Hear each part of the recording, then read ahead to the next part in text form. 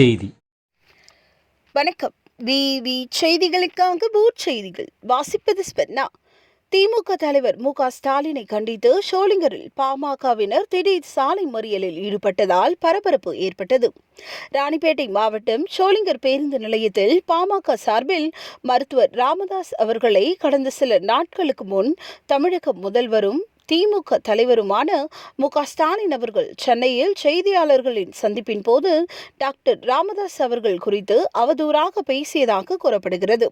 இதனை கண்டிக்கும் விதமாக இளைஞர்கள் சங்க செயலாளர் சக்கரவர்த்தி தலைமையில் திமுக தலைவர் மு.க.ஸ்டாலின் அவர்களை கண்டித்து ராணிப்பேட்டை கிழக்கு மாவட்ட பாமக சார்பில் மாவட்ட செயலாளர் சரவணன், மாநில வன்னியர் சங்க செயலாளர் வைத்தி, மாநில சிறுபான்மை பிரிவு தலைவர் ஷேக் முஹைதீன், மாநில பசுமை தாயகம் இணை செயலாளர் சத்யசேகர், ஒருங்கிணைந்த வேலூர் மாவட்ட அமைப்பு செயலாளர் ஆமா கிருஷ்ணன் மற்றும் மாவட்ட நகர நிர்வாகிகள் உள்ளிட்ட 50க்கும் மேற்பட்டோர் திடீர் சாலை மறியலில் ஈடுபட்டனர்.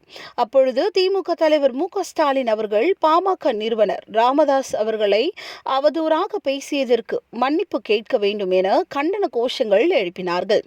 இதனிடையே இச்சம்பவம் அறிந்த ஷோலிங்கர் காவல்துறையினர் அவர்களிடம் பேசி சாலை மறியலை கைவிட செய்தனர்.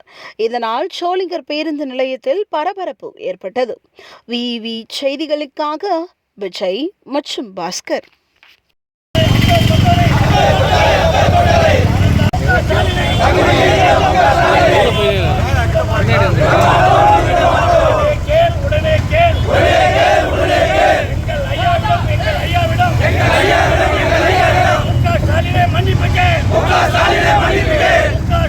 மன்னிப்பு